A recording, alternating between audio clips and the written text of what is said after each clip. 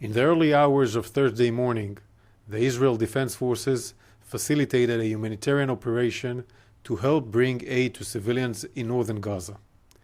This was the fourth night in a row that we facilitated such an operation because we want humanitarian aid to reach Gazan civilians in need. You see, our war is not against the people of Gaza. Our war is against Hamas. It is Hamas who started this war on October 7th. It is Hamas that had caused immense suffering to civilians on both sides of the border. The IDF has concluded an initial review of the unfortunate incident where Gazan civilians were trampled to death and injured as they charged to the aid convoy.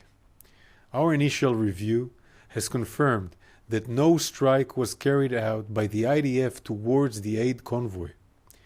The majority of Palestinians were killed or injured as a result of the stampede. From the information we gathered from the commanders and forces on the ground, our initial review has indicated that following the warning shots fired to disperse the stampede and after our forces had started retreating, several looters approached our forces and posed an immediate threat to them.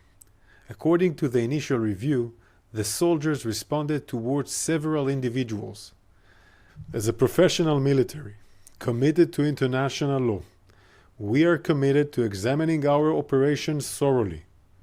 We have opened an inquiry to examine the incident further, which will help us reduce the risk of such a tragic incident from occurring again during one of our humanitarian operations. The incident will be examined in the fact-finding and assessment mechanism, an independent, professional, and expert body. For the sake of transparency, we will share updates as our examination develops, hopefully in the coming days. I want to make something clear. Our war is against Hamas, not against the people of Gaza. This is why we are facilitating aid, creating humanitarian corridors, establishing unilateral humanitarian pauses, and exercising caution in our use of force.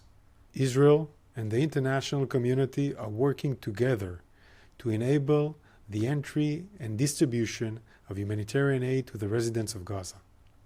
We coordinated an airdrop of humanitarian aid into Gaza, conducted by the United States Central Command and the Royal Jordanian Air Force. This is an important effort. We encourage all efforts, all of them, to help alleviate the suffering of civilians in Gaza. We have coordinated a total of 21 airdrops in northern Gaza in collaboration with France, the UAE, Jordan, Egypt, and the United States.